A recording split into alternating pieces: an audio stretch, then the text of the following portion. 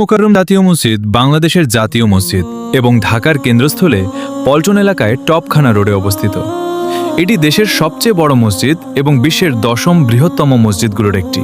ইতিহাস: 1950-এর দশকের শেষের দিকে ঢাকা শহরের দ্রুত বৃদ্ধির কারণে একটি বড় ধারণ ক্ষমতা সম্পন্ন মসজিদের প্রয়োজন দেখা দেয়।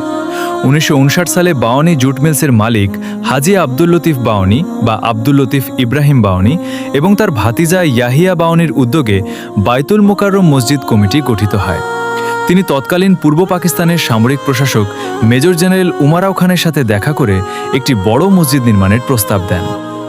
8.3 একর জমি নির্বাচিত হয়, পুরানো ও নতুন ঢাকার মাঝামাঝি। সেখানে তখন পল্টন পুকুর নামে একটি বড় পুকুর ছিল, যা ভরাট করা হয়। 1960 সালের 27 জানুয়ারি তৎকালীন পাকিস্তান প্রেসিডেন্ট আইয়ুব খান নির্মাণ কাজের উদ্বোধন করেন। স্থপতি ছিলেন আব্দুল হুসেন এম থারিয়ানি বা টি আব্দুল হুসেন থারিয়ানি। 1963 সালের 25 জানুয়ারি শুক্রবার প্রথম